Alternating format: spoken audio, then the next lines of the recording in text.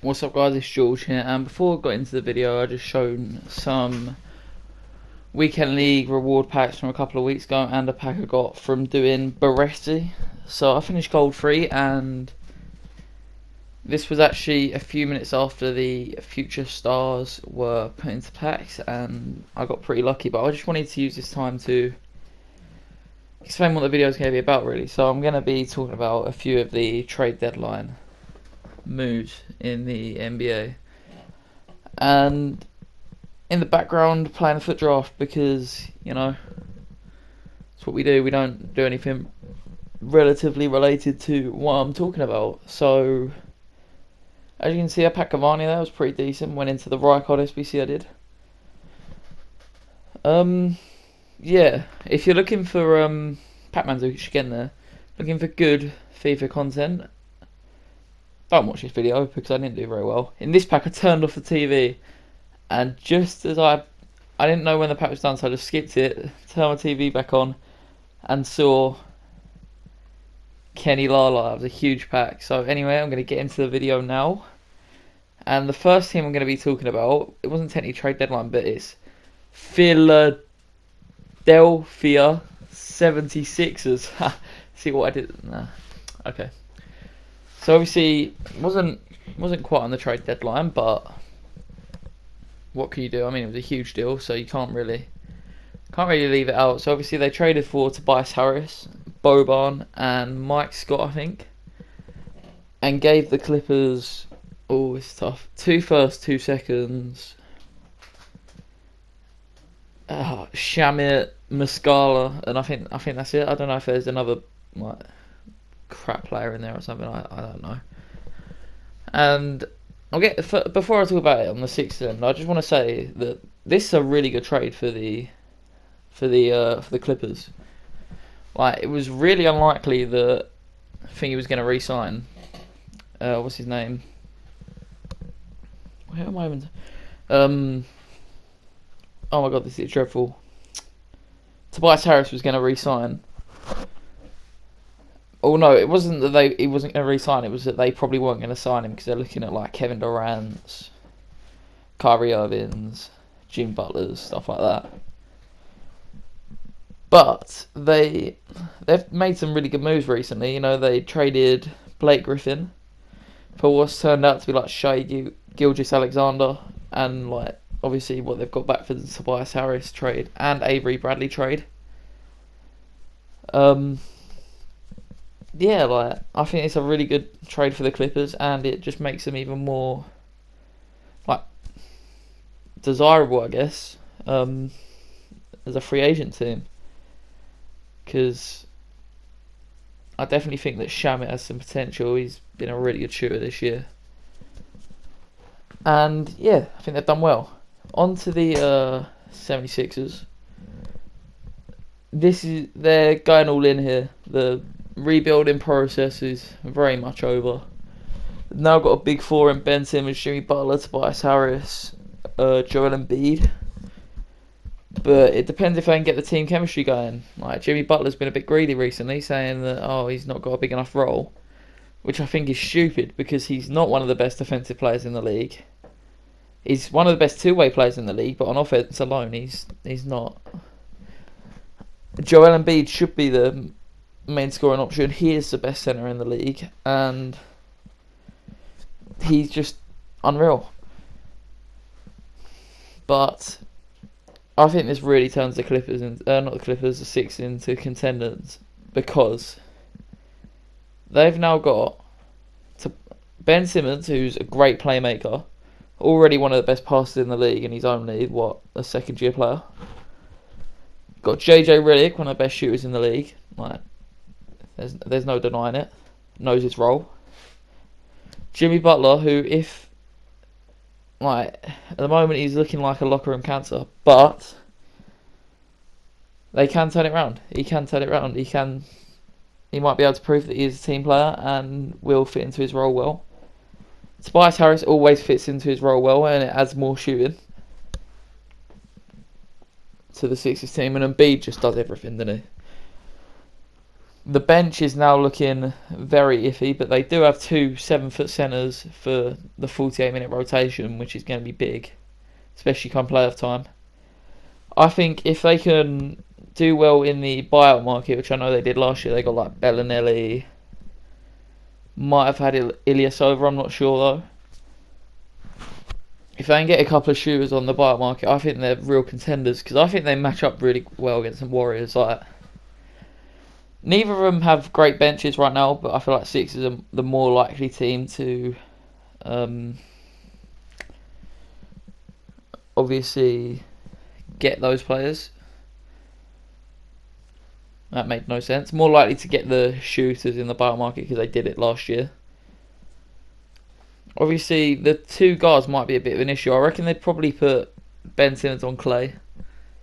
But then, obviously, Curry, you can't guard Curry anyway. Like, if he decides that he's going to score, he's going to score. Same with Clay, really. But Jimmy Butler's a guy that you can put on the other team's best player, and I reckon he could do work on KD. Obviously, you can't shut him down fully. He's Kevin Durant, but like, he'll do the job. Tobias Harris isn't the best defender, but luckily Draymond Green isn't the best offensive player, so that'll be fine. And Embiid can deal with Cousins. Like, if anyone can, it's Embiid. So yeah, I'm not saying in any way that I think they're content, like they could win the championship, because I don't think they can. I don't even know if they'll make it to the finals, because the East is looking very strong now, and obviously an injury could completely derail Philadelphia, but we can only wait and see. So I'm going to move on to the next trade, which is we'll go with the Gasol trade. So obviously Grizzlies are blowing it all up now. They probably should have made this move a few years ago. Him and Conley, you know, they haven't really needed them. They weren't contending. The grit and grind era ended. But they received Jonas Valanciunas, DeLon Wright, CJ Miles, and a second round pick in 2024, which has been joked about because that's basically an 8th grader, which, you know, it's quite funny. But anyway, Marc Gasol, well, for the Grizzlies, this doesn't seem like much. You know, they haven't really got any good picks from it. They haven't. I guess DeLon Wright's a decent young player. I don't even know how old he is, but Valanciunas is entering his prime. So if they're going to go into tank mode, that's not really very useful for him. And CJ Miles, again, like, he's not going to be with them for that long. You know, I can't see him staying past this season or the season after, depending on how long his contract is. Like, he's probably going to be bought out. But on the Raptors end, I really like this. It shows that just like Philadelphia, they're going all in. Also, we're just going to pause this video for a second. This was actually the first few games I played on this patch. Yes, I did miss a penalty. No, I don't need you to moan at me in the comments. Actually, I kind of do, because, you know, I could do with a comment or two, you know. It's quite nice. Rather than just saying, oh, no one's commented on my video, no one's even fucking watched it. Like, fucking hell, man. The only... Oh, well. Right, so... On the Raptors end, obviously they've gone all in. They've gone for Kawhi and Gasol. If Kawhi re-signs, this is a master move. If not, then they haven't really given too much up. Like, yeah, they've given up Valanciunas. Gasol is going to start declining soon. Like, he is 34. He's basically a fossil. But, you know, if they are going to make it to the finals this year, it's a good signing. On to the next trade. Gonna go with the Bucks trading for Mirotic, and I think this is a really good trade. So obviously they traded Von Maker for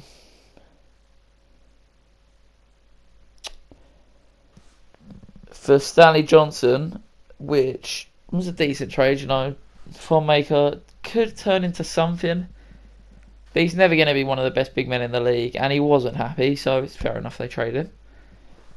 And they then put Stanley Johnson and Jason Smith, who the fuck is Jason Smith? Like, let's be real. Plus 4 second round picks for Nikola Mirotic. Now, Mirotic is looking. Well, he's a very streaky shooter. Let's be real. Like, he could go off some games, and then some games, like, you forget he even exists. But this is huge. Obviously, you've seen the impact that having Brook Lopez has had on Giannis and the Bucks in general. You know, they're one of the best teams in the East, and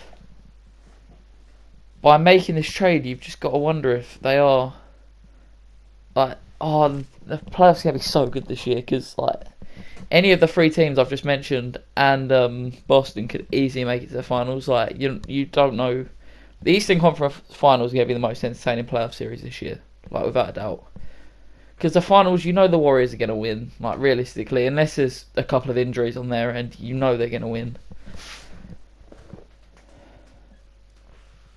But yeah, I really like this trade. Mirotic, I feel like, can fit a similar role to Ilyasova. He's obviously quite a bit better than Ilyasova.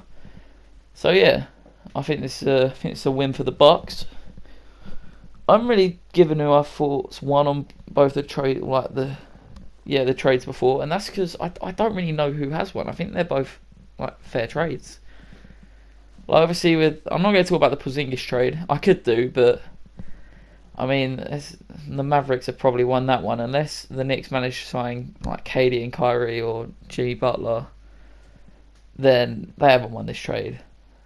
Or if Porzingis just doesn't come back the same way he was, they haven't won this trade, which is unfortunate for Knicks fans, because obviously I know Porzingis was quite popular, you know, after they booed him in the draft, but it's just everyone on the Knicks now, innit? So might as well keep up the theme.